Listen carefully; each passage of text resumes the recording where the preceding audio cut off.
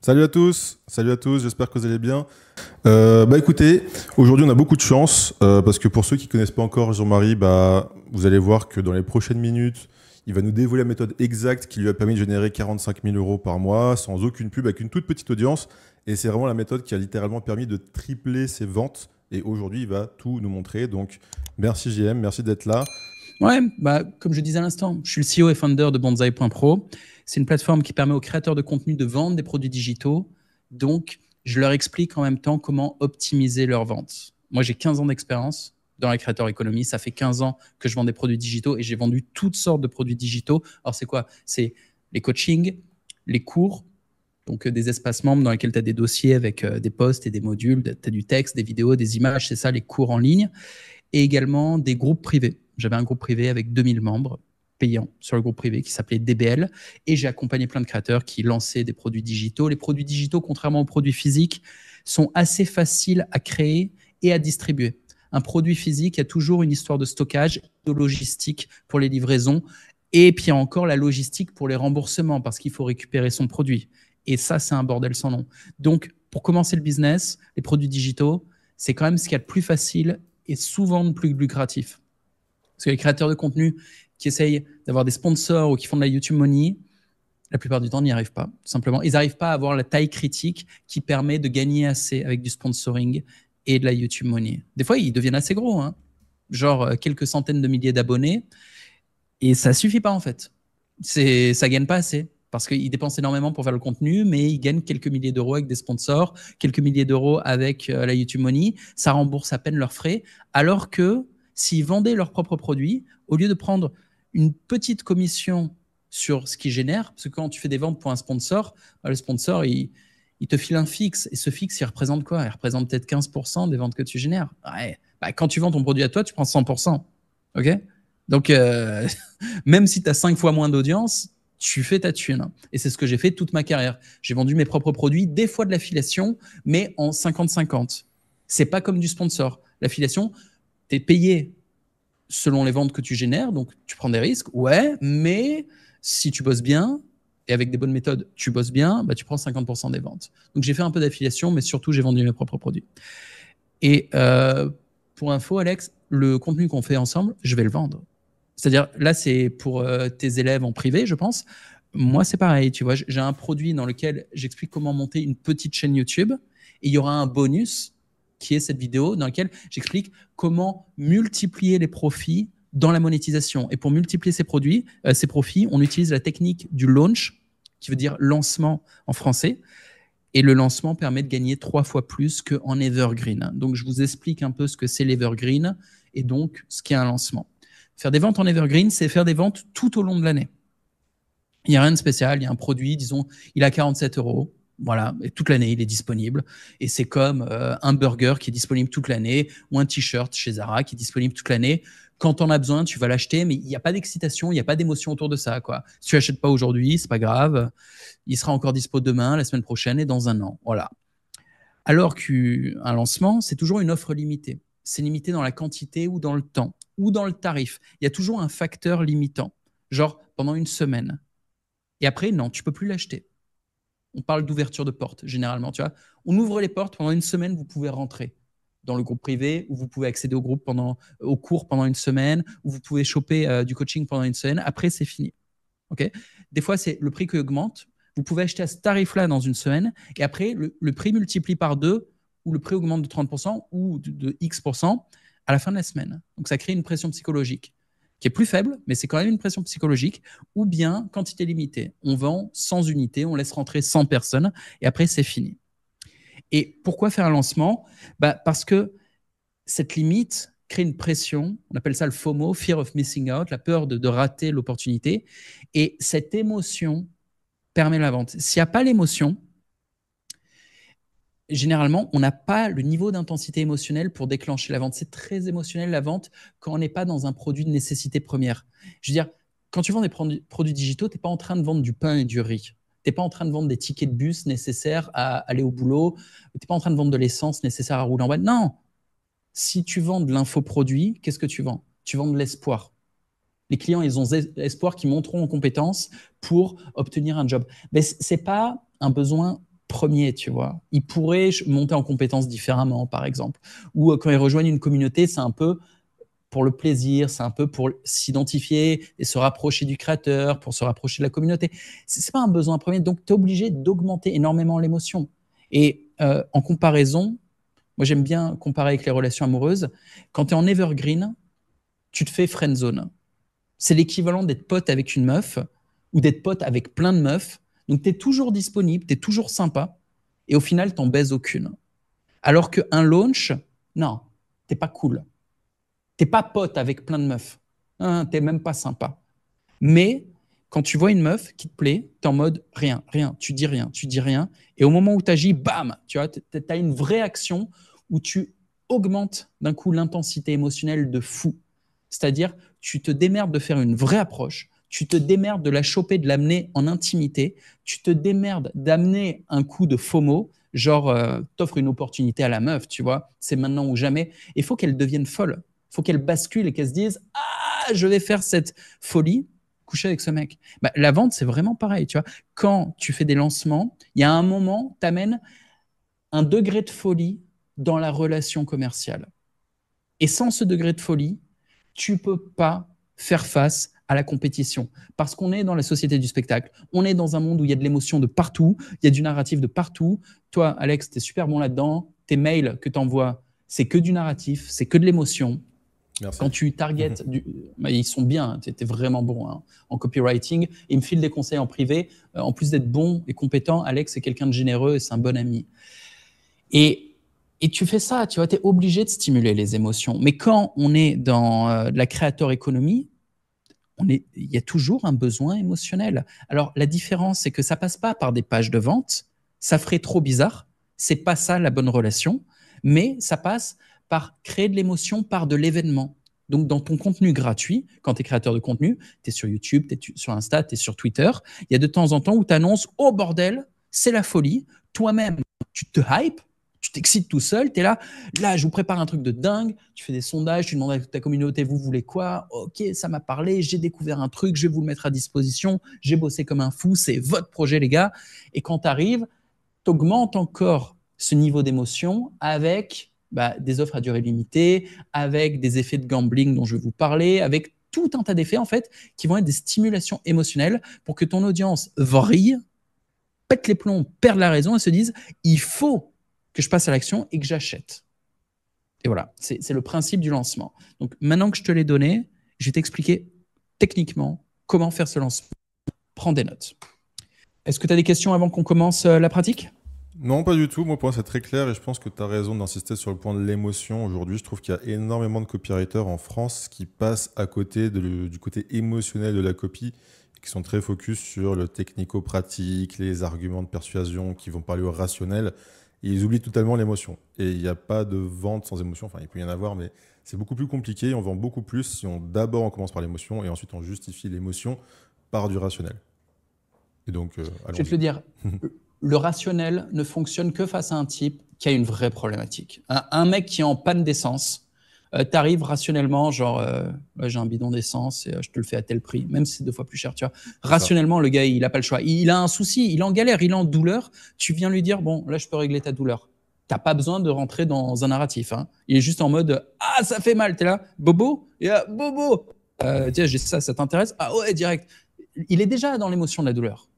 Mais à part ça, et vous n'êtes jamais là-dedans. Je veux dire, qui a un produit qui n'a pas de concurrence et qui règle des douleurs présentes sur le marché? C'est rarissime. Quant à ça, tu n'as pas besoin de marketing, honnêtement. Tout à l'heure, on parlait du marché africain. Moi, je pars sur le marché africain avec un système de paiement. Ils n'en ont pas. Ils sont en douleur. A priori, je n'ai même pas besoin d'arriver avec de l'émotion. Je suis juste en mode, vous souffrez tous, vous galérez, vous ne pouvez pas faire de business, j'ai un système de paiement pour vous. Les mecs, ils vont se jeter dessus, a priori. On va voir. Et vous savez quoi? En plus de ça, parce que j'ai l'air arrogant parce que je bouge dans tous les sens, mais c'est parce que je suis italien, j'ai du sang italien. C'est pour ça que je bouge les mains. Mais quand je vais arriver sur le marché africain, même s'ils ont une douleur et que j'ai une réponse à ça, je vais en plus de ça faire un maximum de narratif, un maximum de hype pour stimuler l'émotion au maximum. Je ne vais pas me reposer sur le fait de ouais, d'après mes calculs, je réponds douleur, je vais automatiser l'offre et puis basta. Non, je vais aller faire un show. Je vais faire plein de shows. Je vais passer sur tous les podcasts et je vais faire le Corda Show. Tu vois. Parce que faut pas laisser la place au hasard. Le business, c'est la guerre. On arrive avec un maximum de puissance de feu et on défonce tout. Et si vous n'avez même pas la puissance de feu de répondre à une douleur présente sans avoir trop de concurrence, bah, vous êtes face juste à ce qui est en dessous de la douleur, tu vois le besoin. Et en plus, il y a de la concurrence. Mais bordel, il va falloir être super bon dans le show pour juste exister, pour que les gens vous remarquent. Et ensuite, super bon dans le show pour déclencher l'émotion et que la clientèle vienne. Et donc, si tu n'es même pas dans un système de lancement, chaud, tu vois. Il faut à la fois que le contenu soit spectaculaire et que ton lancement ait des vrais, et pas juste des choses artificielles, des vrais facteurs limitants. Genre, c'est maintenant ou jamais. Bref, je te donne les conditions prérequises pour un lancement. Déjà, il faut une certaine quantité d'audience. Là, vous tous, si vous n'avez pas encore d'audience, bah, c'est mort, tu vois. Il n'y a pas de lancement à faire. Sauf si vous faites du media buying, mais je ne vais pas parler de ça, c'est Alex l'expert. En media buying, tu peux simuler des lancements, mais vu que c'est du trafic qui arrive au fur et à mesure, tout est fake en fait. Tu prétends faire un lancement, mais tu n'en fais pas vraiment un. Il y a peut-être moyen d'en faire vraiment un quand c'est un challenge et tout ça, mais je laisserai Alex vous faire des vrais cours sur les lancements en media buying. Moi, je vous parle de lancement sur du trafic organique. Attention, c'est très précis. Trafic organique pour des créateurs de contenu qui sont sur les réseaux sociaux et qui n'ont pas payé leur trafic. Ils ont juste obtenu de l'audience comme ça à force de faire du contenu. Donc, il faut une certaine quantité d'audience. Si vous avez 20 followers, c'est mort. Bossez sur votre audience jusqu'à ce que vos vidéos YouTube fassent 1000 vues par vidéo et que vous en sortiez une par semaine, jusqu'à ce que votre contenu Instagram, pareil, chaque story fasse au moins 1000, 2000 vues. Il faut une certaine quantité minimale. Sinon, ça n'a pas déclenché l'effet de groupe où les gens se copient les uns les autres et se hype les uns les autres en disant « Ah, t'achètes, moi aussi j'achète ». Il y a un vrai effet de mimétisme. Les humains observent ce que font les autres humains et font pareil. Okay, donc, si le mec est tout seul à te regarder, il fera rien du tout. Tu vois, il va juste observer. Ensuite, qualification d'audience. Il faut que les gens qui regardent ton contenu, bah, ils s'intéressent quand même à ce que tu fais et à ta proposition de valeur. Genre, si tu fais du pur divertissement et qu'à un moment, tu fais une proposition de valeur qui est un produit qui n'a rien à voir, genre en finance, en développement personnel, mais que les gens étaient venus te voir parce que tu joues aux jeux vidéo, tu n'as pas une audience qualifiée. Tu auras des gamins qui veulent de la dopamine et toi, tu leur proposes de faire des efforts sur un sujet qui ne les intéresse même pas. Bam, tu feras zéro vente, tu vois. Il faut que tu aies une audience qui s'intéresse à ta personne. Donc, toutes les chaînes faceless, on ne voit pas la tête, toutes les chaînes où le créateur n'a pas d'identité, ne se met pas assez en valeur et n'attire pas la sympathie sur sa personne, bah, c'est plus compliqué de faire des ventes parce que tout le monde s'en bat les couilles de toi. Et si on s'en bat les couilles de toi, tu n'as pas d'autorité, tu n'as pas un capital sympathie de dingue, ça ne suffit pas. Et le capital sympathie tout seul ne suffit pas non plus. Il faut intéresser les gens à des sujets sur lesquels tu peux monétiser. Il faut une cohérence sur tout ça. Bref, il faut une qualité de relation. Il faut que les gens, en plus de te connaître, aient une vision positive de toi. Si tu attires des millions de gens qui sont là pour se foutre de ta gueule, il y en a, hein, des créateurs de contenu comme ça, qui font de la viralité, mais qui passent pour des abrutis. Les gens adorent les détester. Bon, ils peuvent rien vendre, en fait. Ils peuvent juste faire des vues. Donc, tombe pas dans cette catégorie si tu veux vendre des produits digitaux. Non, il te faut de l'autorité et du capital sympathie. Et il faut une personal brand claire. La plupart des créateurs de contenu n'ont pas une personal brand claire. Ils sautent d'un sujet à l'autre et ils sautent d'une identité à l'autre, ce qui est encore pire. Il faut que ton identité, elle soit super carrée. Et en 2 mots, la personal brand, c'est quoi? C'est un mix entre la première impression que tu donnes et ta réputation. Et ça, là, tu le construis à chaque contenu. C'est-à-dire, chaque contenu que tu fais doit présenter ta personal brand. Donc, dans chaque contenu, tu dois dire qui tu es. C'est ce que j'ai dit au début. Salut, je suis Papa Corda. Et ça veut dire que je propose des outils pour les créateurs de contenu pour les aider à vendre des produits digitaux. Ça veut dire que je propose de la vision aux créateurs de contenu toujours pour vendre des produits digitaux. C'est ça mon boulot, ça mon positionnement. Et derrière, je développe. Là, aujourd'hui, je développe le sujet du lancement. Demain, je développe le sujet de la personal brand. Après-demain, je développe un autre sujet relatif à la vente de produits digitaux. Par exemple, comment créer un produit intelligemment et facilement. Et ça va m'amener sur le long terme de la réputation.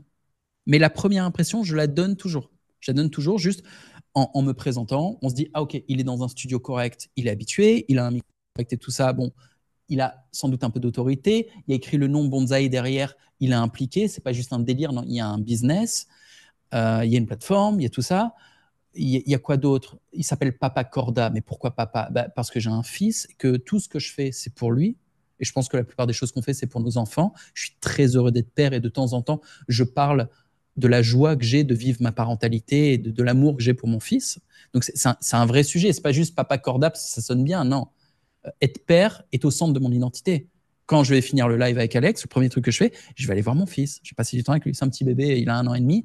Et quand je le vois, je suis le plus heureux du monde. C'est la meilleure chose qui me soit arrivée. Dès que j'en parle, tu vois, je suis dans une vibe d'amour de fou. Donc, je veux en parler et je veux encourager les hommes à être pères parce que c'est la plus belle expérience qu'on puisse faire. Ça pousse à travailler. Même si tu n'as pas de fric, fais des enfants si tu trouves la bonne nana. Ça te poussera à gagner de l'argent. Tu verras. Tu vas être motivé de fou. Tu es fatigué, tu es là, tu n'en peux plus. Tu penses à ton enfant. Tu veux tellement qu'il soit bien. Tu vas être là, mais rien à foutre de ma fatigue. Je vais bosser 2 fois plus. C'est impossible, inacceptable que je le laisse en galère. Mon fils, jamais je le laisserai en galère. Je suis prêt à pas bouffer s'il faut. J'en suis pas là du tout. Mais moi, je veux qu'il soit au top, qu'il ait les meilleurs coachs, la meilleure life, les meilleurs appartements, tout quoi. Bref, personal brand clair dans laquelle tu répètes brièvement en 2 lignes qui tu es et ce que tu fais. Une ligne sur qui tu es. Papa Corda, je suis père. Qu'est-ce que je fais? Des outils et de la vision pour la créateur économie. Tu vois, il y a 2 lignes. Et je développe un sujet qui est connecté à ma personal brand. Et je peux développer plein de sujets. Je peux même faire des reviews d'actualité qui ramènent à mon sujet. Je peux parler demain de Will Smith ou de je sais pas qui, et je ramène ça à la créateur économie. Du coup, je suis toujours dans mon sujet et j'ai rappelé ce qu'était ma personal brand. C'est OK. Je peux traiter de n'importe quoi. Je peux même traiter de politique parce que les politiciens, aujourd'hui, sont dans la créateur économie, ils sont actifs sur les réseaux sociaux. Donc, je peux traiter de ce que je veux, en fait. Mais c'est toujours une pierre à l'édifice de ma personal brand. Ça ne doit jamais être en dehors ou en conflit avec la personal brand. Il y a beaucoup de créateurs qui ont un problème avec ça. Il faut toujours aussi que je parle à une audience précise, sinon les réseaux sociaux vont me punir. Si je parle à des gens qui n'ont rien à voir, tu vois, par exemple, au début, je vous ai dit quantité d'audience. Ça veut dire quoi? Ça veut dire que je suis déjà en train de filtrer. Je parle à vous, là, si vous êtes créateur de contenu et que vous avez déjà une audience. Si tu n'as pas d'audience et que tu m'écoutes, en vrai, tu ne pourras rien faire de mes conseils. Si tu n'es pas sur les réseaux sociaux et que tu m'écoutes, tu ne pourras pas faire grand-chose de mes conseils. Donc, j'ai filtré déjà en disant à qui ça s'adresse. Vous devez faire pareil. Vous devez filtrer. À qui vous vous adressez. Et ce n'est pas grave si vous faites peu de vues et que ce n'est pas ultra viral. Non, l'important, c'est de parler aux gens qui vont recevoir votre valeur. Et derrière, les algorithmes vont mieux comprendre ce que vous faites parce que c'est plus ciblé et vont mieux vous partager exactement à ce type d'audience. Et dans le media buying, c'est exactement la même chose, hein, d'ailleurs. Ça marche pareil. Ouais, tout à fait. On filtre par la créative aujourd'hui. Avant, on filtrait par le ciblage. Aujourd'hui, c'est vraiment le contenu, y compris en media buying, y compris en ads. C'est vraiment le contenu, donc ce qu'il y a dans l'ads, que ce soit une image, que ce soit une vidéo, qui va faire le filtrage pour nous. Et si on ne fait pas ce filtrage, en général, ça ne fonctionne pas très bien. Ça ne fonctionne pas du tout. Soyons honnêtes, ça ne marche pas du tout. Non, il faut savoir à qui tu parles et dès le début dire « je te parle à toi ». Et derrière dérouler. Ou alors dire, est-ce que tu as ce problème? Et en fait, en demandant s'il a ce problème, bah, tu sais à qui tu parles. Ou est-ce que tu as ce désir? Ou est-ce que tu es dans cette situation? Et en fait, tu as filtré, tu sais déjà à qui tu parles. Et tous tes contenus sur les réseaux sociaux, ils doivent commencer un peu par ça, en filtrant. Et même l'angle dans lequel tu traites les sujets, il filtre. Tu parles précisément à une audience et tu n'en changes pas. Tu ne changes pas non plus ton identité. Demain, je ne vais pas arrêter d'être père. Je ne vais pas abandonner mon fils sur une station d'autoroute, tu vois. Non, je serai toujours père. Je peux changer de sujet. À un moment, au bout de 10 ans, je peux arrêter de parler de créateur économie, je peux parler d'autre chose. Pourquoi pas? Et l'audience me suivra si elle m'apprécie. Mais je ne peux pas parler à quelqu'un d'autre. L'audience ne va pas switcher. C'est les mêmes gens qui vont partir avec moi sur un autre sujet. Eux et moi, on est les mêmes. Et ça, en fait, ça ne doit pas être oublié, ça ne doit pas être nié. On ne peut pas être inconscient sur ce sujet-là. Sinon, on perd les gens. Et on arrive dans ce moment-là où tu vois, et ça pourrait se réveiller, genre, mais tu parles à qui? Tu vois ce que je veux dire? Tu es là face à ta caméra, mais il n'y a plus personne derrière. Il faut toujours visualiser qui y a derrière ta caméra, qui y a derrière l'écran quand tu écris un texte. Il faut le visualiser, ce mec-là, et comprendre qu'il ne change pas. Vraiment, il ne change pas. Donc, parle pas à quelqu'un d'autre, quoi. Ne sois pas perché, ne sois pas autiste. Le deuxième point, ça va être comment trouver l'offre. Pour faire un lancement, bah, tu lances une offre commerciale. Et il y a plein de types, plein de créateurs, ils ont pas vraiment d'offre. Et c'est OK, en fait. L'idée, c'est déjà pas faire l'erreur de faire son offre en premier. Il y a plein de créateurs, ils font ça. ils n'ont même pas encore d'audience, ils ont déjà une offre en tête, ils se disent je vais vendre ce truc-là. Et ils commencent à faire des vidéos dans lesquelles ils ont déjà cette saveur de vouloir vendre un truc, ce qui est une saveur dégueulasse. Donc ça répulse les gens. Ils se disent non, mais lui, il veut me vendre sa merde. Donc ils ne veulent pas venir. Ça, c'est une chose. Et en plus, quand le créateur il a déjà son offre en tête avant de faire son audience, eh bien, il peut passer à côté de son audience naturelle. C'est quoi l'audience naturelle? Eh bien, quand tu arrives sur un réseau social avec ton identité et avec tes compétences, tu vas attirer une certaine audience, mais tu ne sais pas laquelle. Tu ne sais pas toujours. Il faut déjà commencer à faire le contenu pour ensuite poser des questions à son audience et dire hey, les gars, vous êtes qui? Et là, tu constates qui ils sont. Peut-être que tout est logique et que tu as attiré des gens qui sont intéressés par qui tu es, ce que tu fais. Mais des fois, non, c'est pas logique. Genre moi, je suis là pour parler de produits digitaux, mais imagine que tout ce que j'attire, c'est des femmes cinquantenaires qui fantasment sur les chauves et qui adorent mon crâne étincelant. Tu sais ce que je veux dire? Imagine, c'est ça mon audience. Et moi, je suis en train de leur vendre des solutions marketing avec des outils et de la vision. Elles sont là, non, non, mais tout ce qu'on veut, c'est des photos de ton crâne. Bah, bordel, faut que j'arrête mon business et que j'ouvre un OnlyFans avec des photos de mon crâne étincelant. C'est ce qu'il faudrait que je fasse, tu vois. Et ça peut paraître complètement con comme exemple, mais la réalité, c'est que tant que tu n'as pas attiré une audience, tu ne sais pas vraiment avec certitude quelle audience tu vas attirer. C'est un peu un jeu de hasard, un petit peu. Il y a quand même une logique et tout, mais tu ne maîtrises pas. C'est la réaction de l'audience, la réaction du marché par rapport à ce que tu proposes. Et donc, il faut commencer par proposer son contenu, proposer sa personal brand, construire une audience et demander à son audience, hey les mecs, vous êtes qui? Faire des sondages précis de c'est quoi votre âge, vous êtes des hommes, des femmes, et pas juste regarder les analytiques YouTube, parce que ça ment. Il y a plein de chaînes YouTube, par exemple, où il y a des enfants qui prétendent être majeurs pour avoir accès aux fonctionnalités YouTube complètes. Parce que quand tu es mineur sur YouTube, il y a des vidéos que tu peux pas voir. Donc les gamins mentent sur YouTube et c'est très facile. Donc tu as plein de chaînes de gaming et je sais pas quoi. Si tu regardes les analytiques, ils croient qu'il y a que des adultes. C'est pas vrai. Il y a des gosses sans carte de crédit qui sont pas solvables. Et ces mecs-là, quand ils font des lancements, ils font pas un bal parce que leur communauté est pas solvable.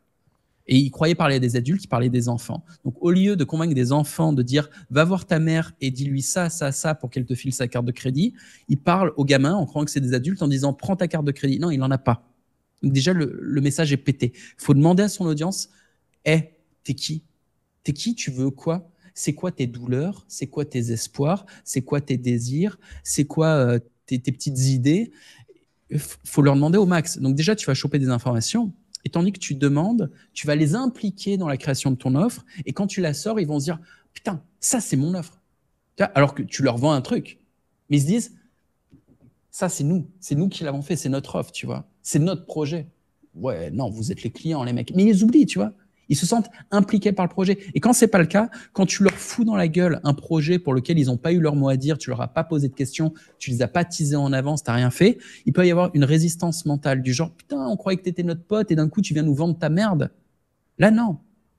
Là non, tu leur as posé des questions. Ah, vous voulez ça? Du coup, ça vous intéresse si je fais des recherches, si je commence à faire un travail pour le truc, et les mecs te disent oui, ils peuvent rien dire derrière. Ils sont en mode ah, il est cool, tu vois. On lui a dit ce qu'on voulait et il a bossé pour nous le trouver et maintenant il nous le fournit. Super, tu vois. Ils vont soutenir le truc comme si c'était leur projet au lieu de résister. Quoi d'autre?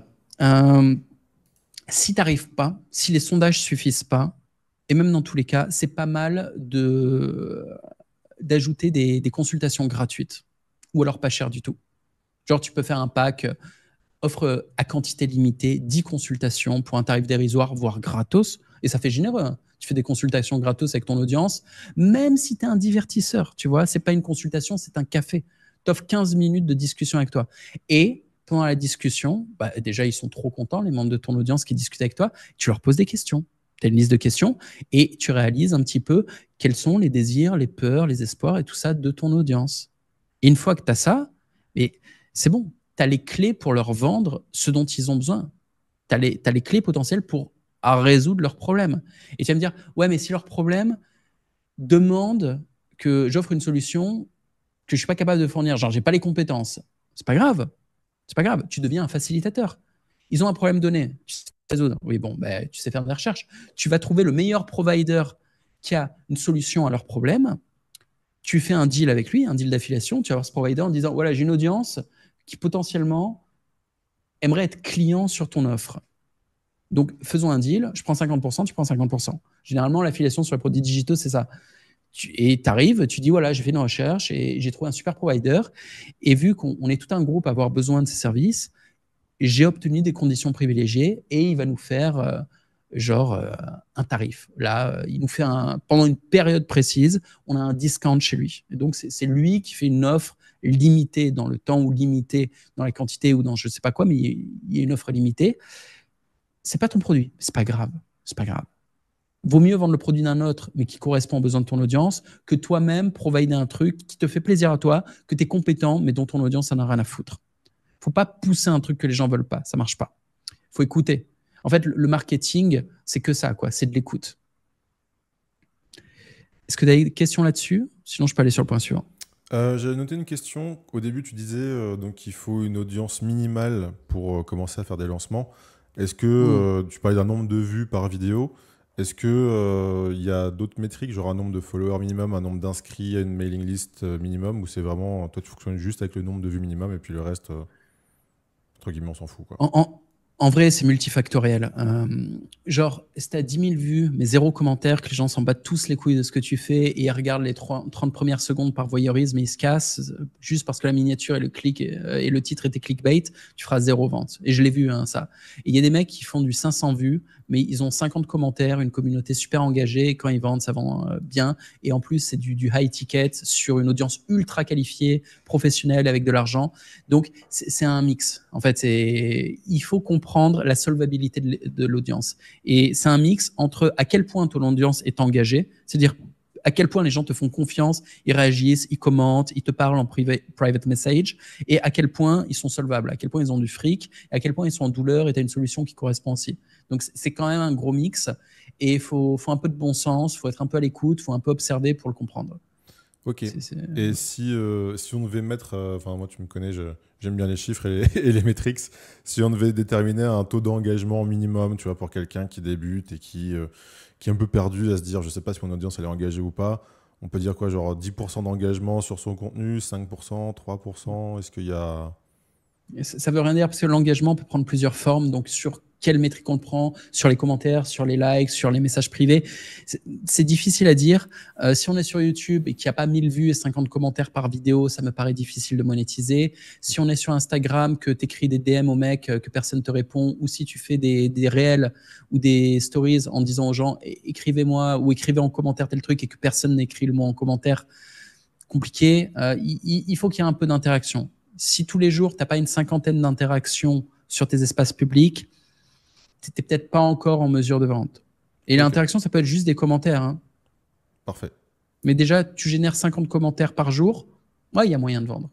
Même 10 en vrai. À partir de 10 commentaires par jour, il y a moyen de commencer à faire un tout petit peu de vente, tu vois, à faire un peu d'argent. C'est pas grand-chose, tu vois, mais un peu. Nickel, merci. Je t'en prie. Ensuite, l'angle narratif. Okay, chaque lancement est une histoire. C'est comme Avenger, tu vois. Tu sors le nouveau film. Vraiment. Tu peux pas sortir une offre limitée sans avoir un angle narratif, sans raconter l'histoire de pourquoi tu sors une offre limitée. Je te donne des exemples. Imaginons que c'est la première fois que tu sors l'offre. Elle est exclusive. Tu as bossé sur le truc après avoir posé des questions, teasé le truc, ça fait des mois, tu leur dis. Et là, ça y est, quoi. C'est la date de sortie, comme un film qui sort au cinéma. Bon, bah, ça justifie de faire un lancement dans lequel tu mettras un tarif, des fois, qui est cher, tu vois. Ça, à la date de sortie, il y a une méga émotion. Donc, crois pas que tu dois sortir le truc en discount forcément. On parlera du pricing tout à l'heure. Mais il faut qu'il y ait une histoire. Donc, le plus commun, c'est la première fois que je vends ce produit. Donc, c'est la sortie exclusive en avant-première. Également, il peut y avoir des offres de Noël, des offres parce que c'est ton anniversaire, des offres pour la rentrée. Donc, il y a des dates comme ça, Black Friday. Tiens, c'est facile. C'est genre, c'est Black Friday, du coup, on fait une offre et il y a un discount pendant Black Friday. C'est la tradition. Également, il peut y avoir un narratif, mais complètement créatif, qui sort de ton cul, en fait. C'est toi qui écris les histoires, mais que tu veux. Et soyez libre, écrivez les histoires que vous voulez. Ouais, salut la communauté. Sur un client, on avait fait un mail comme ça pour un lancement. On avait mis ça en justification, parce qu'un lancement fonctionne toujours mieux quand il est justifié, comme tu viens de le dire. Et en justification, on avait mis c'est l'anniversaire de son chat. Et ça fait très bien marcher, tu vois. Genre, c'est l'anniversaire d'adoption de mon chat, on l'a trouvé sur la route, et c'était vrai, hein. On l'a trouvé sur la route, machin, etc. Ça fait un an qu'il est avec nous, il est en bonne santé, etc. On est super content. Donc, pour fêter ça, j'ai décidé de faire une super promotion sur tel produit, et on a fait un lancement autour de ça, et très bien marché. Voilà. Et Pour laisse-moi l'anecdote. deviner, vous aviez foutu la photo du chat dans Ah, la newsletter? évidemment qu'on a foutu la photo du chat. Bah, Et il y avait la sinon, petite, il y avait la petite histoire un peu romantique, un peu émouvante et tout le bordel. voilà. Ah, je te connais, Alex. C'est bien, c'est bien. Mais c'est parfait. Il faut une justification, au moins un truc qui fasse un petit sourire ou une émotion, même de la colère. Sans déconner, de la colère. Du style, il y a un événement politique et tout le monde est fou de rage, et tu fais un lancement pour dire fuck tel événement, ou genre contre ce truc-là. En réaction, moi, je vous propose cette solution. Code promo gilet jaune, code promo ce que tu veux, tu vois, pour sortir de la précarité économique. C'est d'ailleurs une technique qui est vachement utilisée par Agora Financials. Agora Financials, leur lancement, c'est 100% basé sur les news financières, politiques, actuelles du monde. C'est toujours, on prend un événement dramatique qui se passe dans le monde, et il y en a tout le temps, et Mais on ouais, fait un produit autour de ça, et on fait un lancement autour de ça tout le temps, tout le temps, tout le temps. ouais, donc ceux qui vont se dire ouais, mais j'ai pas d'idée pour des histoires, mais c'est pas grave. Ouvre les news, ouvre Google Actu, tu vois, et trouve une news que tu arrives par un peu d'acrobatie narrative à connecter à ton produit. Et derrière, le nom du lancement, c'est le nom de la news, et tu fais un discount. Et voilà, et c'est tout. C'est aussi simple que ça, quoi. C'est ça. Ou moi qui ai fait beaucoup de drama sur YouTube, quand je faisais un conflit, je faisais toujours un lancement de discount sur le nom du mec avec qui j'étais en drama. Donc, disons qu'il y a un type qui m'insultait, bah, tu souris, t'as dû les voir mes dramas, mais style, il y avait un mec qui s'appelait Antox Colaboy, il y avait Manuel Ferrara, ou je sais plus qui, plein de mecs, tu vois, qui racontaient de la merde sur moi de temps en temps, parce que je faisais de la provocation, c'était des hameçons que je lançais pour que des gros youtubeurs parlent de moi. Quand ils parlaient de moi, j'étais, oh putain, génial, thanks God. Et là, je faisais une réponse ultra provocative dans laquelle j'essayais de les défoncer au max de manière divertissante, et je suis spécialisé là-dedans, donc en fait, je suis bon. C'est comme en battle rap, tu vois, il y a des mecs qui savent faire des réponses. Et moi, j'ai optimisé ma carrière là-dessus, tu vois. Vraiment, je sais faire des réponses où je désanus les mecs. Et je mets des mises en scène, il y a des meufs derrière, il y a des gags, je sors des grosses productions, je vais louer des studios et tout, je vais louer des chambres d'hôtel, je vais loin, hein. Je me retrouve dans des baignoires en or, je me retrouve en caleçon sur des terrasses enneigées, je vais super loin, tu vois. Et code discount, Manu Ferrara, code discount Antox, 30%, tu vois. Et à chaque fois, j'ai fait des super lancements comme ça, dans lesquels je générais des narratifs sur le nom d'un mec. Donc, tandis que je faisais du narratif, en plus, j'allais faire de la prédation en captant l'audience de quelqu'un.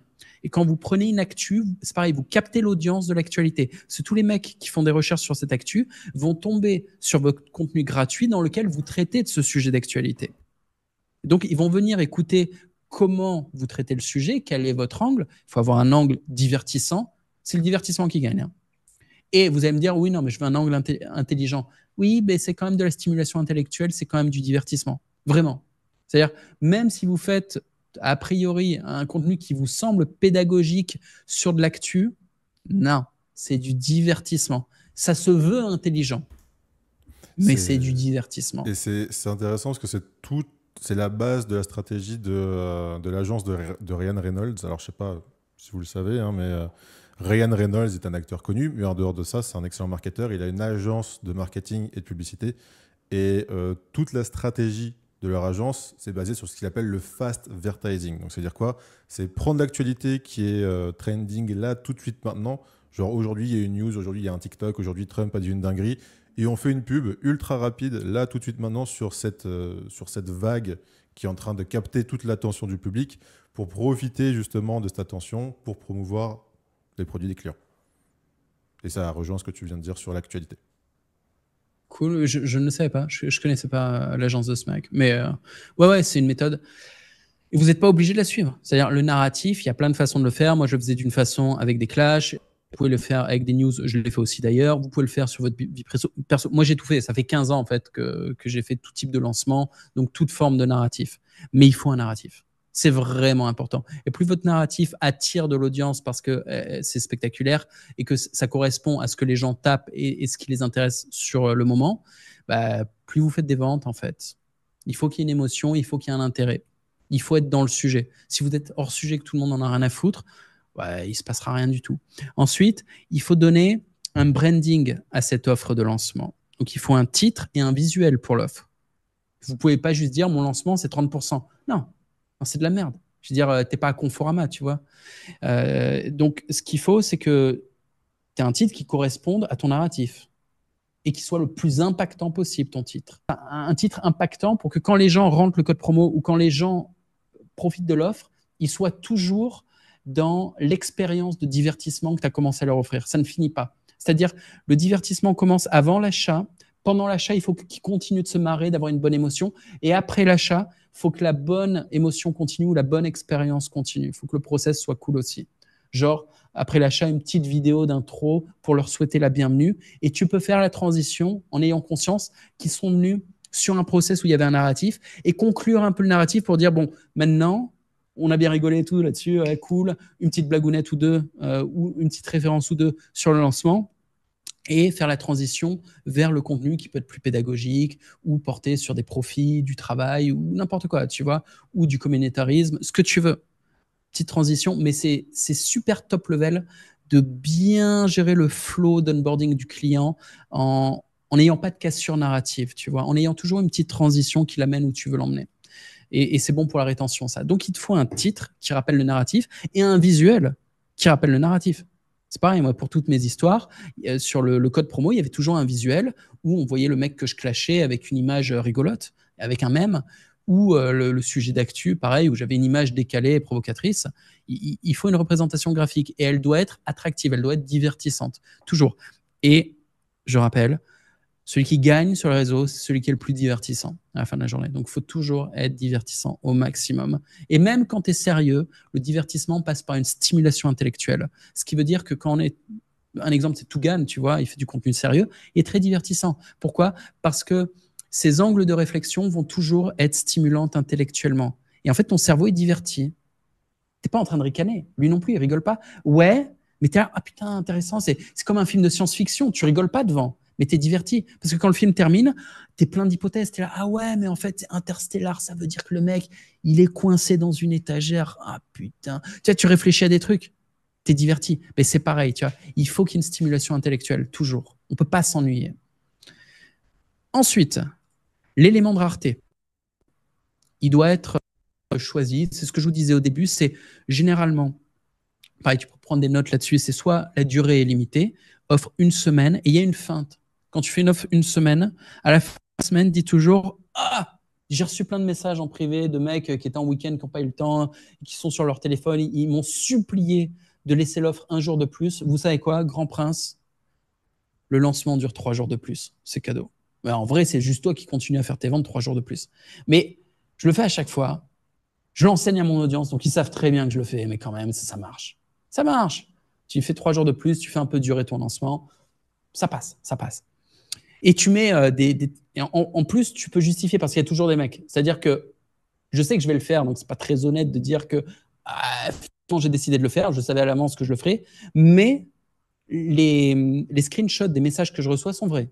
Je reçois souvent des messages genre « Est-ce que l'offre tient toujours je peux acheter demain, là je suis pas chez moi, ou j'attends l'argent », des conneries, tu vois, mais je reçois toujours des messages. Et tous ceux qui font des lancements reçoivent toujours des messages à la fin, genre c'est toujours disponible ou pas. Donc, c'est pas complètement un mensonge non plus. Ensuite, la durée de l'offre. Là, j'ai dit une semaine que j'étends à 10 jours. Ouais, c'est ce qu'il y a de plus long. Honnêtement, on ne fait pas des offres de plus d'une semaine, 10 jours. Sinon, après, ça réduit la FOMO. Si c'est 2 semaines, les gens se disent « Ouais, c'est bon, j'ai le temps ». Et du coup, j'ai le temps, ça veut dire j'achèterai plus tard, ça veut dire j'achèterai jamais. Donc, une semaine, c'est max. Et après, je rallonge de 3 jours, c'est juste 3 jours. Tu vois, c'est court. Ou alors, dès le début, tu peux faire des offres éclairs, genre Black Friday. Et là, c'est 48 heures. Tu peux étendre à 3 jours si tu veux, ou 4 jours. Mais pour ça, il faut avoir une grosse hype et teaser à fond. Il faut que tout le monde sache, tu vois. Parce que s'ils ratent le truc, s'ils n'ont pas l'info pendant ces 48 heures, bah, ton offre, elle ne sert à rien pour ton audience. Mais généralement, une semaine, c'est pas mal, dans la plupart des cas. Également, l'autre élément de rareté, ça peut être la quantité. Ça, c'est à toi de voir. Tu vois. Si c'est un coaching privé, si c'est du mentorat, c'est complètement justifié de limiter l'offre parce que tu ne peux pas t'occuper de tout le monde individuellement ou ta team de coach, elle est limitée. Si tu as une communauté payante, malgré le fait que chacun discute entre eux et tout ça, tu peux aussi limiter avec la quantité en disant il n'y a que 300 places disponibles pendant ce lancement. Le lancement dure le temps qu'il doit durer, mais il y a 300 places disponibles. Ou alors, tu arrives avec un truc très court. Il y a 50 places disponibles. Après, tu es là, bon, vous mettez tous supplé d'entrée, je rajoute 25 places. Tu peux te la jouer comme ça aussi. Au lieu d'être dans la durée, tu es dans la quantité de places. Et tu peux faire du narratif comme tu veux. Hein. C'est-à-dire, encore que c'est un peu compliqué. Si les mecs arrivent sur le groupe, tu as promis que 300 places se sont vendues et sur le groupe, tu as 3 pélos qui parlent, tu passes sacrément pour un con. Donc la quantité limitée quand c'est un groupe d'entraide, méfie-toi quand même. Donc a priori, j'allais te dire tu peux bidouiller. Non, bidouille pas ce truc-là. Qu'est-ce qui peut être bidouillé aussi? C'est que le tarif augmente. Mais on est sur des durées ou des quantités. Il y a 300 places à ce tarif et pour les suivants, c'est plus cher. Il y a une semaine à ce tarif et au-delà de la semaine, ça sera plus cher. C'est soit une augmentation, soit le produit est plus dispo tout court. Il y a aussi le tarif qui augmente tous les jours, hein, qui fonctionne bien. Genre, premier jour, il y a tel prix, deuxième jour, tel prix, troisième jour, tel prix, etc. etc. Je l'avais fait à un moment. Je trouve que ça fonctionne particulièrement bien sur une offre incomplète. Dans le cas de figure où, par exemple, tu as fait ton sondage, tu as demandé aux gens, vous voulez quoi? Ils te répondent, et tu es là, ah, vous voulez ce produit? Et tu fais une pré-vente, tu sors le produit qui est quasi incomplet. Imaginons, c'est un produit sur lequel il y a 20 modules, un produit pédagogique, et au moment du premier achat ou du premier lancement, sur les 20 modules, il n'y en a qu'un. Ça suffit, parce que tous tes élèves qui arrivent, qui veulent commencer à bosser, ils ont déjà un module qui représente potentiellement une semaine de travail, et pendant cette semaine, tu sors l'autre module. Et en plus, tu le sors en live, donc tes premiers membres ont l'opportunité de participer au live et de poser des questions. Ce qui fait que tu n'as pas pris le risque de faire ton produit alors qu'il ne va peut-être pas bien se vendre. Ce qui fait que si, à ton premier lancement sur le produit, tu ne fais pas assez de ventes, tu peux te permettre le luxe de rembourser le client en disant, écoutez, j'avais besoin de faire 200 ventes pour que ça vaille le coup de fournir le travail, de produire le contenu. Là, on n'a pas fait les 200 ventes, on n'en a fait que 70, j'en sais rien. Du coup, je vais rembourser tous les clients. Voilà, on les quitte. Je vous remercie pour votre confiance, mais je ne vais pas faire le produit. Je ne suis pas dans une situation où c'est intéressant. Tu peux te permettre ça. Ce qui est cool, ce qui ne t'engage pas dans un processus où tu travailles comme un chien pour que dalle. Mais si tu as tes 200 clients ou le nombre que tu voulais, super, tu vois. Tu leur fournis le premier produit dès qu'ils arrivent. Parce que s'ils achètent et que l'espace membre est vide, qu'il n'y a rien, tu vois, c'est quand même une putain de frustration. Tu achètes une boîte, tu l'ouvres, il n'y a que dalle dedans. Il faut qu'il y ait un truc, il faut qu'il y ait un bonbon. Mais une fois qu'il y a ce bonbon, on est bon. Et ils ne peuvent pas vraiment râler, tu vois, parce que déjà, tu les as prévenus d'avance et tu as justifié en plus sur la tarification en disant les premiers qui arrivent, je vous fais un discount parce qu'au début, le produit sera encore incomplet. Ce qui n'est pas grave parce que toutes les semaines, je vais le compléter avec vous en live, vous serez là, on va grossir ensemble, on va se monter en compétences ensemble. Donc, pour eux, en fait, c'est bien, tu vois. Mais ça justifie de dire, du coup, je vous fais un discount pour vous remercier pour votre confiance. Au début, le produit, il sort 2 fois moins cher. Mais après, je vais augmenter progressivement jusqu'à arriver au vrai tarif 2 fois plus cher. J'avais fait ça sur un produit à un moment. Et ça avait très bien fonctionné. J'étais parti à 400 €, je crois, et le produit a fini à 800 €. Et à 800 €, je faisais toujours mes ventes. À 800 €, le produit était complet. Et tous les modules. Et j'ai tenu une promesse, hein, ce qui n'était pas trop difficile. J'avais prévu de sortir un module toutes les semaines. Au final, j'en sortais 2. Je ne faisais pas en live néanmoins. C'est des modules écrits. Parce que c'est un produit que je voulais traduire. À l'écrit, c'était plus simple. Mais j'aurais pu le faire en live, là, comme maintenant. Là, tu vois, vous voyez pas mon écran, mais devant moi, j'ai des petits pinpoints. Et c'est tout. Je connais mon sujet. Donc, je lis. Là, il y a juste écrit éléments de rareté. Et derrière, je développe, tu vois. Et c'était pareil pour mes cours. Quand tu connais ton sujet, c'est super facile. Si tu cours. Après, tu peux faire autre chose. Tu peux faire des communautés de divertissement. Hein. Il y a plein de choses à faire. Ouais. Non, nickel, nickel. Ok. Ensuite, il faut toujours qu'il y ait un avantage à l'offre limitée. Je les ai déjà donnés, mais je vais les rappeler pour que ça soit bien clair. Les avantages, c'est quoi? C'est que sur une ouverture de porte, l'avantage, c'est que tu peux accéder au produit et après, tu ne pourras plus. Ça, c'est un avantage évident. Sur le discount, l'avantage, c'est que tu payes le produit moins cher et après, tu le payeras plus cher. Quantité limitée, c'est pareil, tu peux accéder au produit maintenant, après, tu ne pourras pas.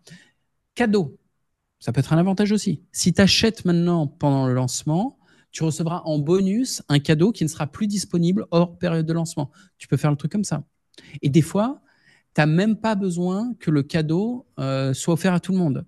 Le cadeau peut être un élément de gambling. Et moi, j'aime bien ajouter ça. Dans chaque lancement, mettre un élément de gambling. Et presque personne n'y pense. D'ailleurs, même moi, j'ai plein de lancements où j'ai pas eu des éléments de gambling. Un élément de gambling, ça veut dire quoi? C'est comme du casino en ligne. C'est que parmi tous les clients du lancement, il y en a un qui va recevoir un cadeau particulier. Et vu que c'est une seule personne, eh bien, ou des fois c'est 2 ou 3 personnes, bah, tu peux faire des trucs que tu ne pourrais pas donner à tout le monde. Genre un coaching gratuit privé. Genre une veste mythique que tu as portée dans plein de vidéos, ou un cadeau, un machin, style moi j'ai des lunettes que tout le monde m'a vu porter. Bah, imagine, j'envoie mes lunettes, tu vois, j'offre mes lunettes à un abonné, il pourra mettre les lunettes de Corda chez lui. Donc tu as un cadeau comme ça, tu offres un iPhone, une connerie, tu vois, n'importe quoi. C'est ce que je au fais, hasard. Hormozy, en ce moment d'ailleurs, sur le lancement de son prochain bouquin. On a l'opportunité de s'upgrade en VIP pour avoir son bouquin expédié en premier, etc. Et tu gagnes un ticket pour la loterie qui va dire, en gros, il va tirer au sort, je sais plus c'est combien de personnes, 1 ou 10, c'est un des deux. Il va tirer au sort quelqu'un qui sera invité à aller le voir à Las Vegas, dans ses bureaux, etc. Machin. Alors, il lui paye pas le billet d'avion, hein, mais en gros, il dit tu peux venir, quoi. Très très bien ton exemple parce qu'il rajoute un élément sur le gambling. Cet élément, c'est quoi? C'est récompenser un comportement. Et c'est pas juste un comportement d'achat. Tu as parlé de l'upsell. Donc, tu récompenses un client qui, en plus d'avoir fait son achat, a acheté l'upsell. Donc, tu pousses tout le monde à prendre l'upsell. Tu donnes une raison de plus à acheter l'upsell. Et moi, ce que je fais généralement, c'est que et c'est Tougan qui me l'a enseigné ça, donc encore une fois, dédicace à lui, c'est que je mets un élément de récompense pour un client qui a dépensé plus et également un élément random. Pourquoi? Pour mettre l'effet de gambling sur tout le monde. Pour mettre ce FOMO gambling sur tout le monde. Et dans cet exemple, ça donnerait quoi? Ça donnerait, voilà, il y a un des clients qui a acheté l'upsell qui va recevoir peut-être même le premier client qui prend l'upsell. Et encore, le premier, j'aime pas trop parce que les mecs qui arrivent 3 jours après, ils se disent c'est mort, ils vont pas l'acheter. Donc, ça sera plutôt un des clients qui a pris l'upsell va recevoir le cadeau et un des clients qui ne l'a pas pris va également recevoir le cadeau. Donc, j'en mettrai 2. Est-ce que finalement, ça fait pas que tu as des acheteurs qui sont pas assez investis avec ton produit, ce genre de choses?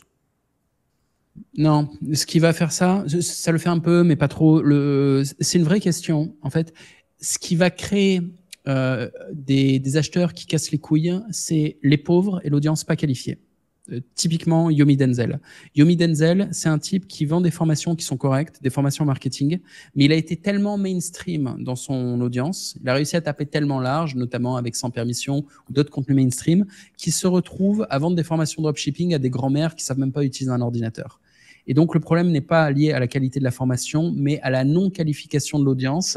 Et il va avoir des closers derrière pour closer de manière agressive des gens qui ne sont pas du tout qualifiés. Antoine Blanco a subi la même chose. Il a pris pas assez de coachs et trop de closers et des closers à la Gomina, tu vois, genre qui vont pousser. T'as pas d'argent, c'est pas grave, prends un crédit, achète-toi le truc. T'es illettré, mais c'est pas grave. Sur Twitter, tu vas réussir.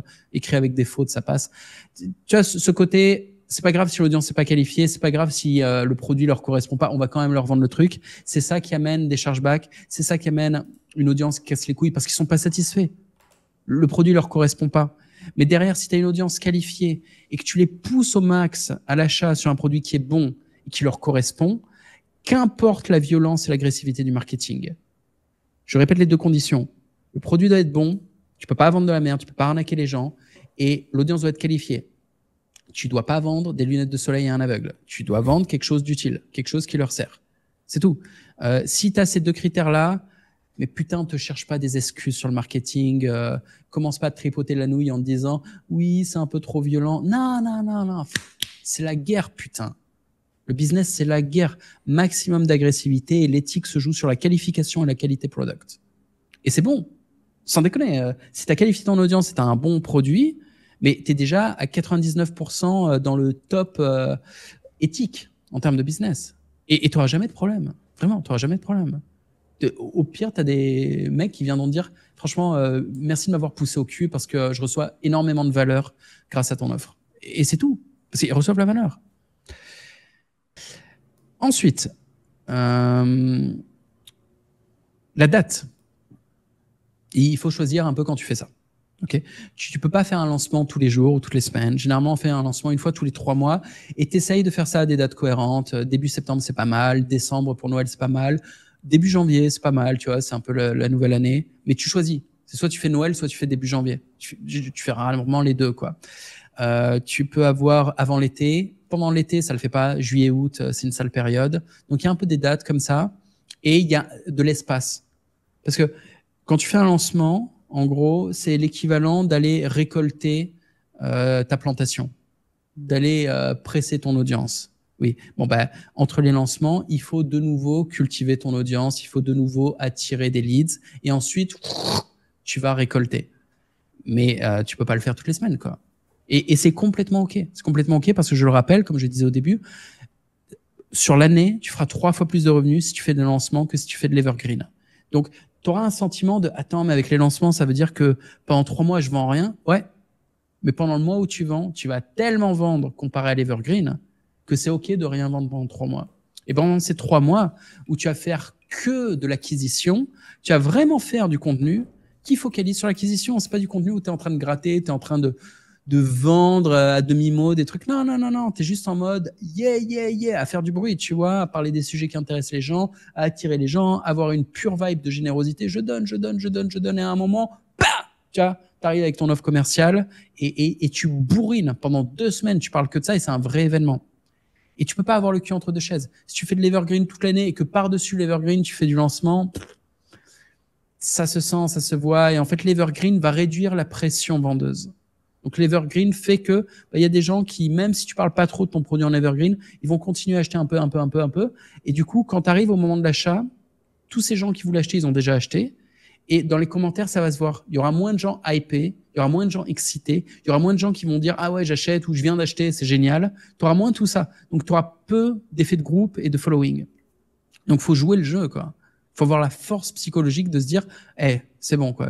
J'ai fait mon premier lancement, j'attends. J'attends 2-3 mois avant d'en refaire un. » Tu as envie, tu vois, tu fais le meilleur mois de ta vie et tu es en mode « Ah, le mois prochain, je recommence. » Non, non, tu attends 3 mois. 1 mois, c'est pas assez. À moins que tu aies fait une folie, tu vois, que dans le mois, tu aies fait un putain de buzz et que tu aies une nouvelle audience et qu'il faille récolter tout de suite. Mais rarement, tu vois. Donc, il faut attendre un peu. Ensuite, le pricing. Des fois, il faut mettre des discounts. Des fois, au contraire, il faut le vendre plus cher. Je te donne le cas de figure. Quand c'est une nouvelle offre, c'est la première fois que tu le sors, que le produit est complet et que ça fait des années que tu récoltes une audience, que tu crées du capital sympathie, de l'autorité et tout, tu es au max de la désirabilité. Quand tu es au max de la désirabilité, faut vendre le produit le plus cher possible. Sans déconner, parce qu'il y a des membres de ton audience qui sont prêts à casquer le prix fort pour avoir ton produit au moment où il sort. Comme un jeu vidéo. Au moment où il sort, il est le plus cher. Et après, il descend en prix. Tu peux faire pareil, hein. Ton offre, au moment où tu la sors, idéalement, vends-la la plus chère possible. Si jamais tu la sors et que c'est incomplet, bah, comme dans les jeux vidéo, tu fais une prévente, tu vois. Il est moins cher à la sortie parce que le jeu, il manque la moitié des niveaux, il manque la moitié des personnages. Bon, bah, tu vends un peu moins cher au début. Voilà. Mais idéalement, vends-le cher au début. Et si ça se vend pas trop, c'est pas grave. Tu auras vendu à ceux qui étaient prêts à payer le plus cher pour entrer les premiers dessus. Et après, tu dis, allez, je vous fais un discount pour que tout le monde puisse en profiter dans une période limitée, etc. Tu peux toujours faire des discounts. Mais augmenter le tarif sur un produit que tu as sorti à un certain prix est toujours plus compliqué. Tu peux le faire que si vraiment le produit est sorti incomplet au début. Mais sinon, c'est pas toujours évident d'augmenter un tarif. C'est souvent délicat. Il faut qu'il y ait un désir énorme.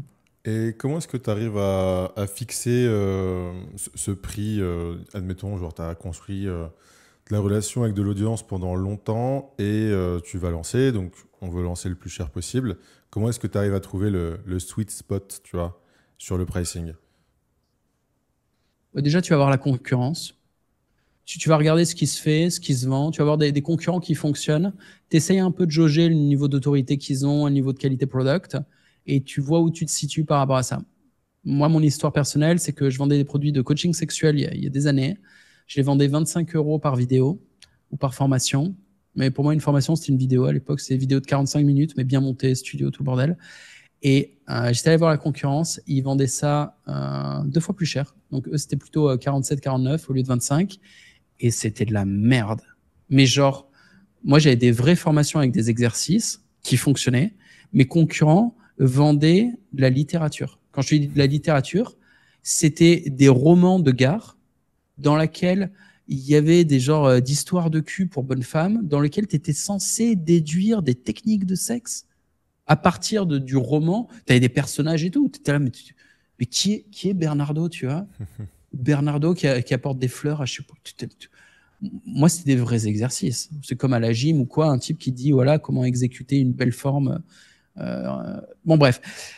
Et donc, j'ai dit, ok, du coup, je suis mieux que 2 fois mieux que ces merdes. Et en plus, j'ai de l'autorité parce qu'ils montraient même pas leur visage ou quoi. Hein.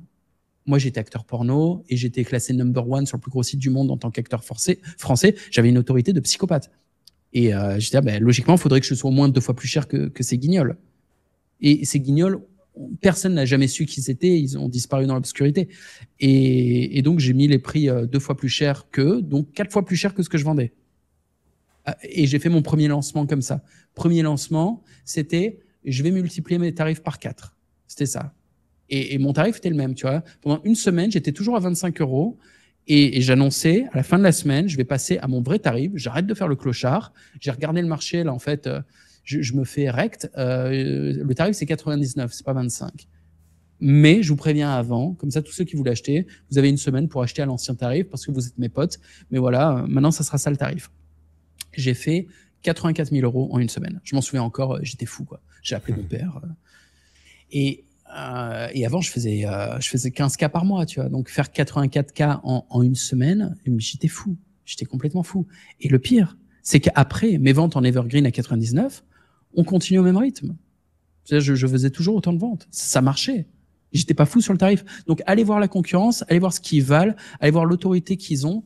Et dites-vous bien que le prix de vente qu'ils ont dépend non pas de la vraie qualité product, mais dépend de la valeur perçue. Et la valeur perçue du produit, c'est un mélange entre l'autorité du créateur et sa capacité à faire du bon marketing. C'est-à-dire un créateur qui vend bien son truc, qui est connu et qui présente bien, et il vendra son produit cher même si c'est de la merde. On le voit souvent.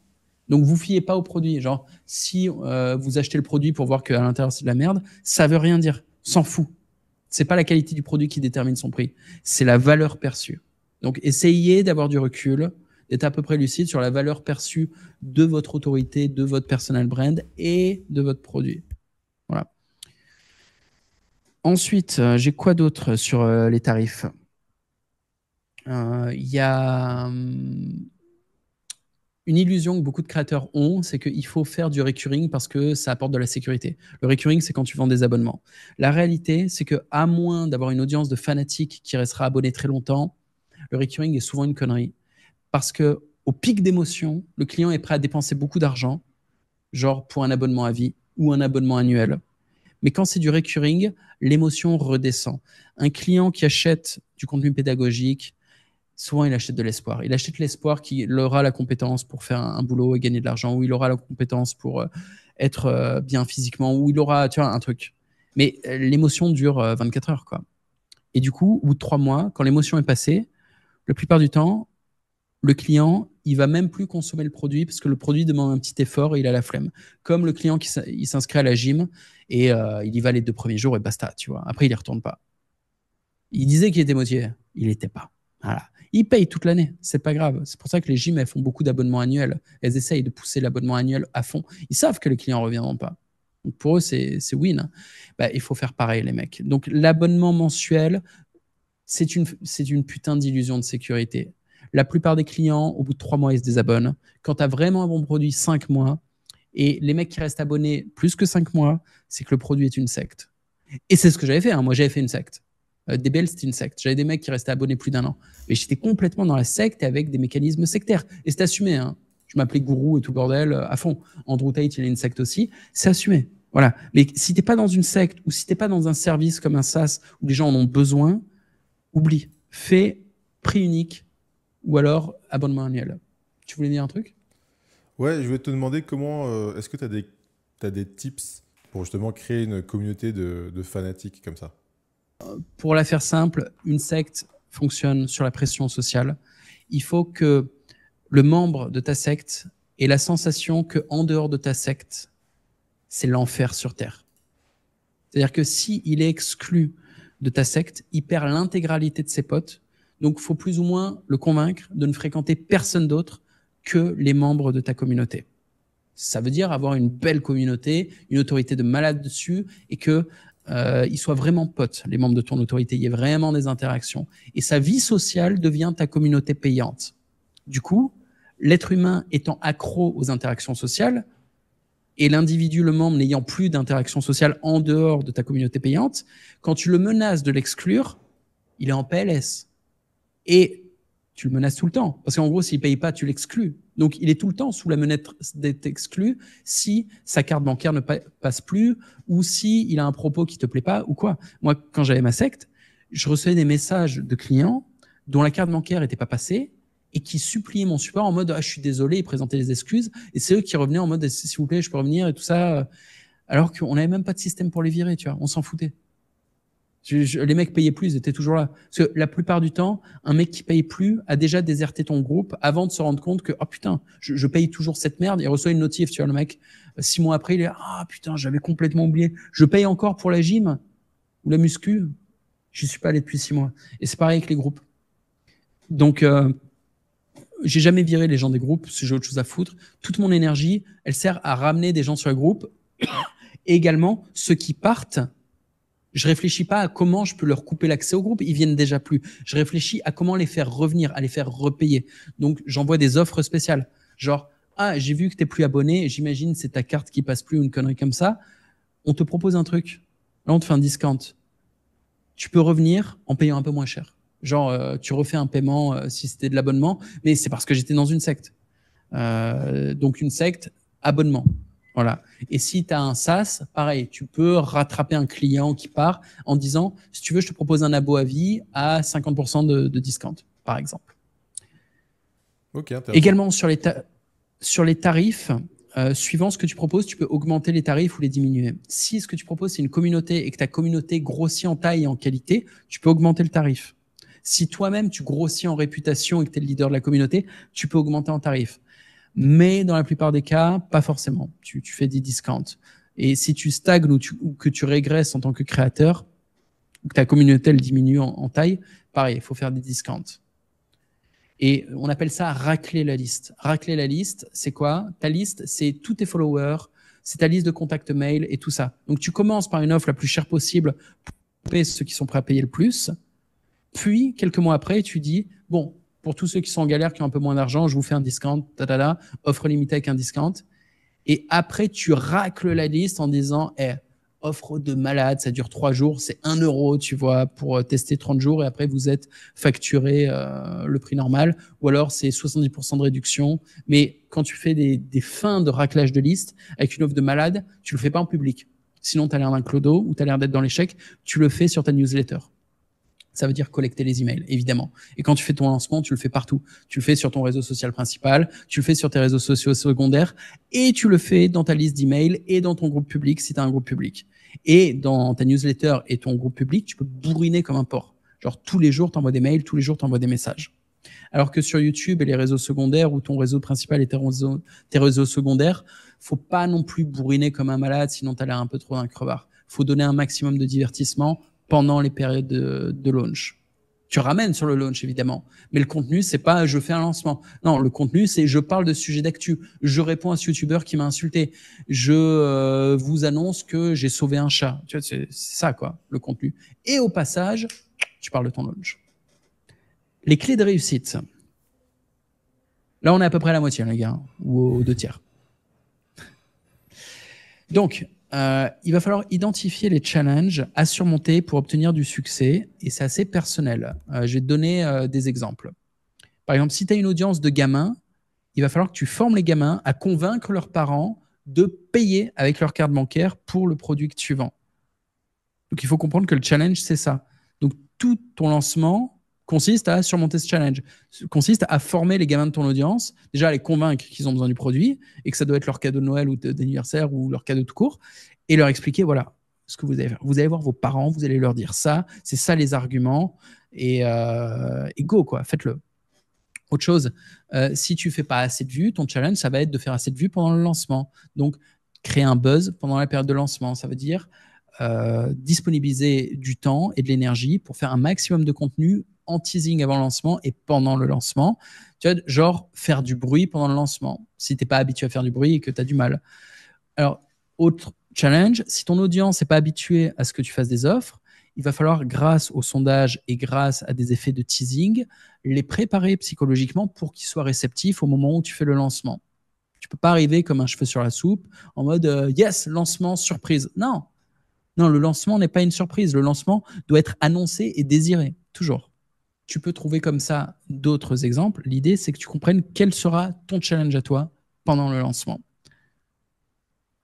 Un autre truc qui a un peu rien à voir, je vois pas mal de mecs pour leur premier lancement qui ont le syndrome de l'imposteur et qui ont super peur de mettre le bon prix ou de mettre un prix cher. Je vous disais, au début, c'est là où tu as la nécessité de mettre le plus gros prix généralement, à moins que le produit soit incomplet, mais tu as accumulé de l'audience pendant 6 mois, 1 an, 2 ans sur ton réseau principal et c'est le moment de faire ta vente pour la première fois.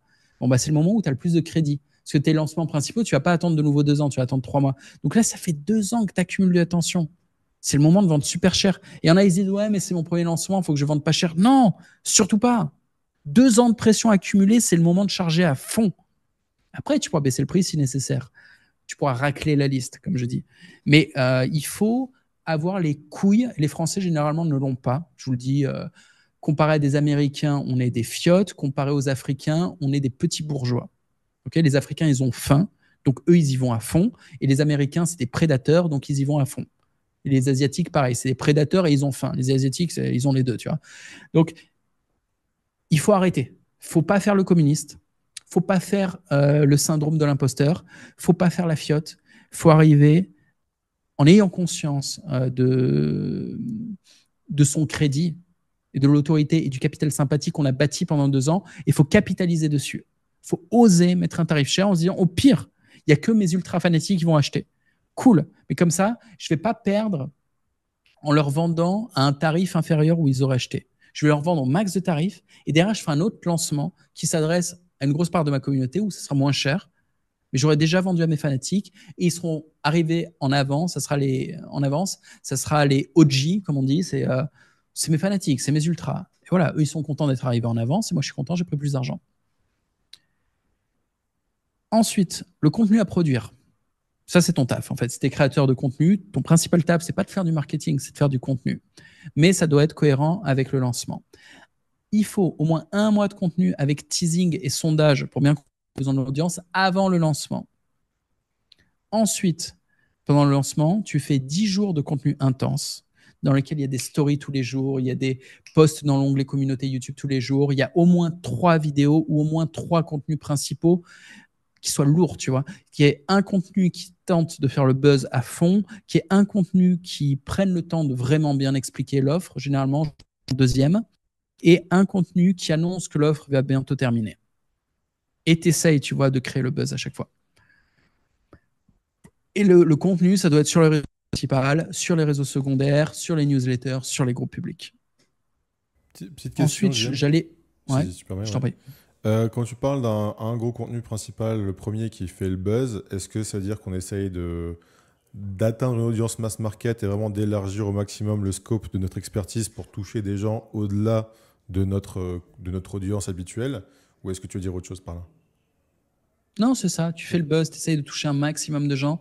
Et plus il y a de vues, plus il y a de réactions, plus ça va hyper les membres de ton audience en se disant « Ah putain, il a vraiment de l'autorité. » Ok, nickel. Et plus il y aura de l'engagement. Et évidemment que les gens que tu vas convertir, c'est surtout des gens qui te connaissaient déjà d'avant.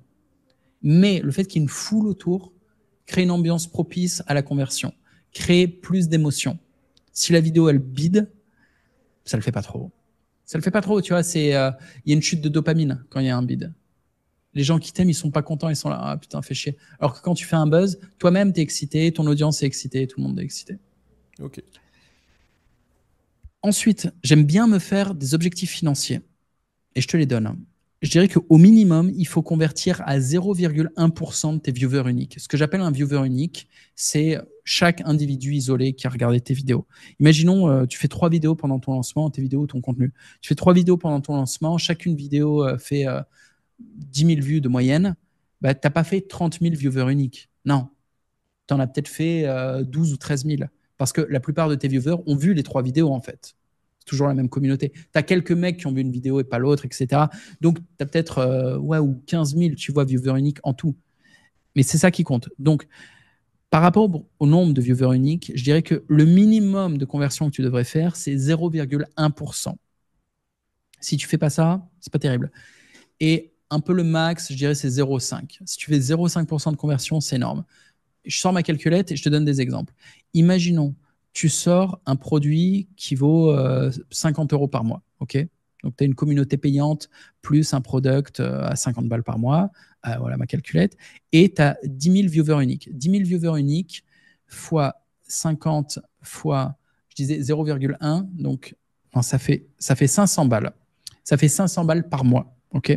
Ce qui est pas terrible, mais c'est le minimum que tu devrais faire. Et tu vas dire, c'est pas beaucoup, mais oui. Quand tu as un produit qui est pas très cher, avec 10 000 viewers uniques, si tu bosses pas très bien et que tu n'as pas une conversion de fou, eh ben, tu fais de la merde. Tu fais 500 balles par mois, ça suffit même pas à vivre. Donc, quand tu as une petite communauté et 10 000 viewers uniques sur ton lancement, c'est que tu as une petite communauté.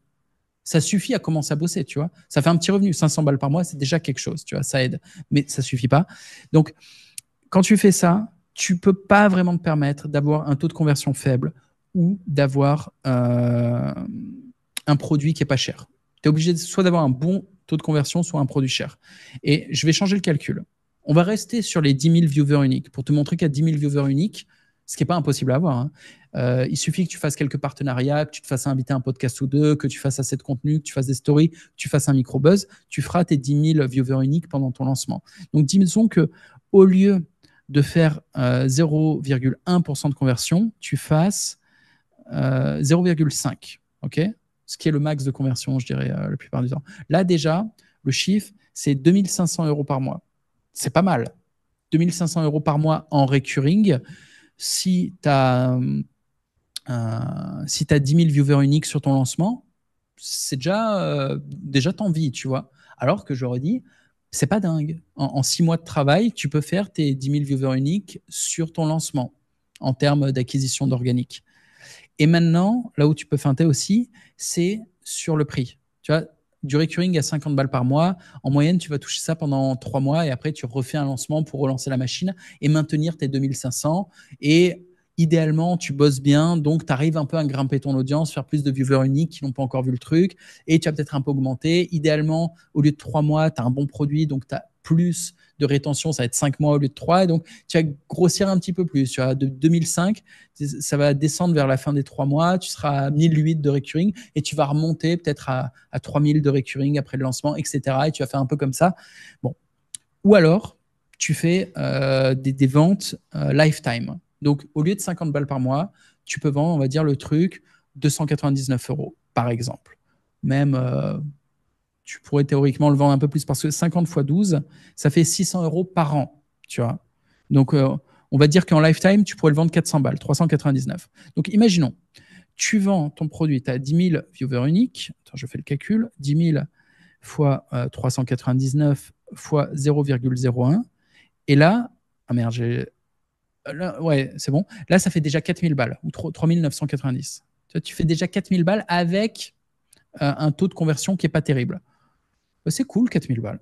Tu vois, 4000 balles, tu refais ça dans 3 mois sur une petite audience, c'est pas mal. Et si tu arrives à combiner les deux, avoir une belle conversion plus un tarif à peu près correct, donc je remets 400 balles et la conversion à 0,5%, là, tu fais 20 000 balles sur ton lancement, sur une petite audience. Donc, je dirais, il faut optimiser son tarif dans tous les cas, avoir les couilles de vendre à un certain prix, et derrière, essayer de faire un max de buzz, créer un max d'émotions, avoir un maximum de conversion pour que ça soit pas seulement des vues, mais ça soit des vues avec une implication, avec une intensité, avec du FOMO pour que ça se vende et qu'au lieu de faire ton 0,1% de conversion, tu sois à 0,5. Voilà.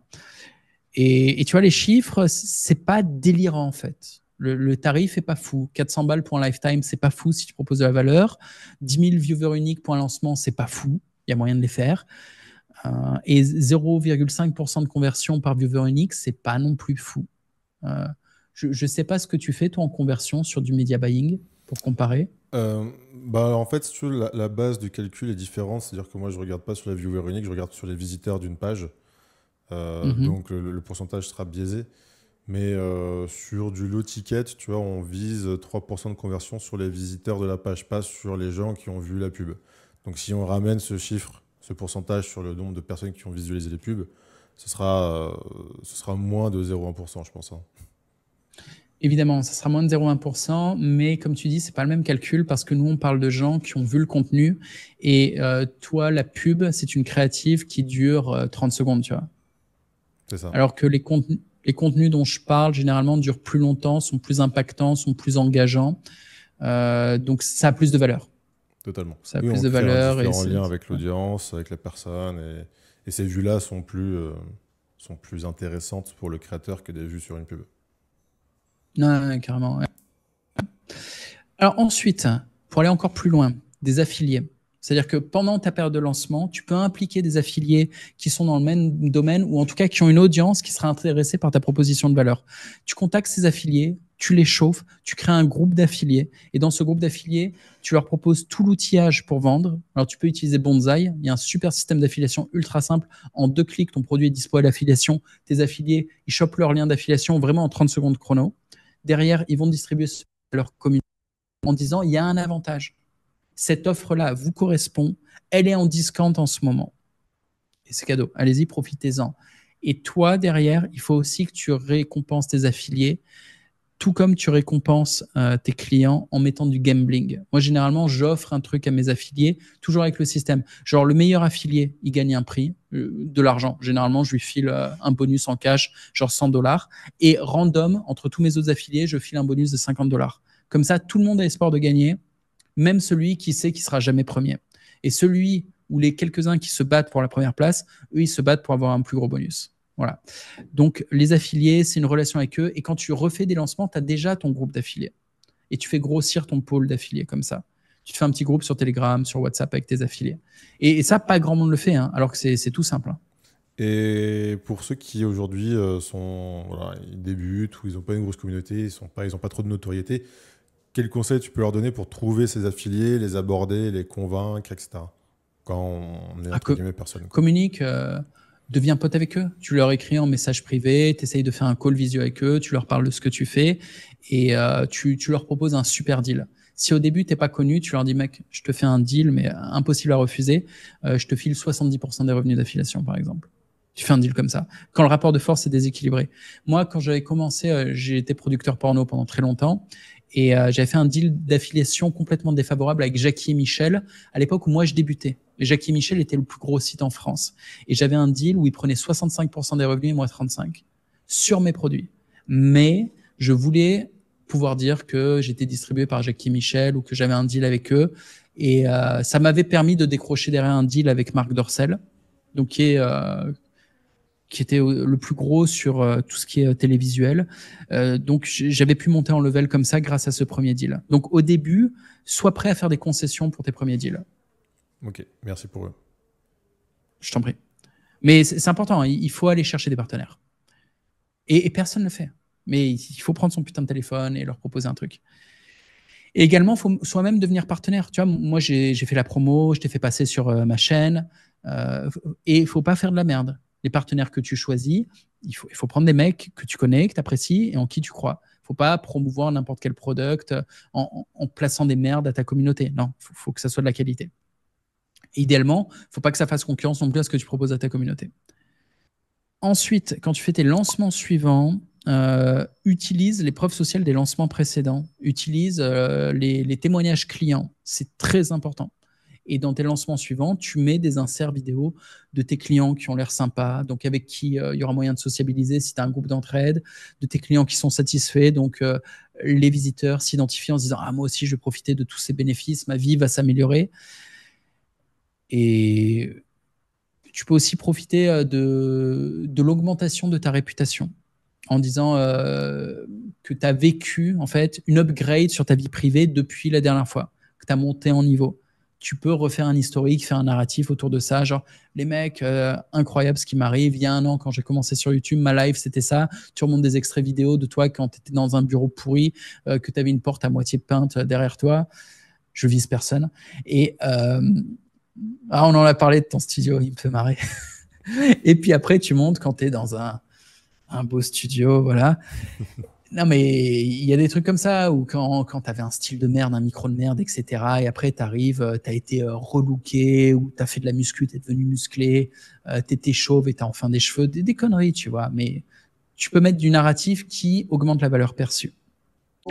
Salut et bienvenue sur Skillflix, le Netflix de la réussite. Toutes les compétences pour réussir ton business en ligne. Montage vidéo, design, copywriting, tous les réseaux sociaux, YouTube, Instagram, TikTok, Twitter, il y a même LinkedIn. Les plus grands experts français. Lohan LV, il est aujourd'hui le leader de la plus grosse communauté de youtubeurs en France. Il va t'expliquer comment te lancer et percer rapidement sur YouTube. Alex Callan, les plus grands entrepreneurs online tels que Yomi Denzel ont fait appel à lui. Au total, il a généré plus de 37 millions d'euros de ventes pour ses clients. Moi-même, Jean-Marie Corda, créateur de contenu depuis 15 ans et CEO de la plateforme, je suis un spécialiste de la créateur économie. Quel que soit ton business en ligne, je vais t'apprendre les rouages du personal branding et de la création de contenu pour que tu puisses te développer sur les réseaux. Et en plus de ça, d'autres experts sur tout un tas de domaines, immobilier, intelligence artificielle, Web3, profitent de Skillflix. C'est une offre exceptionnelle à un prix dérisoire pour accéder à toutes les connaissances ainsi qu'à la communauté d'entraide, afin de te développer et de développer ton business à plein potentiel. À tout de suite, je te retrouve de l'autre côté.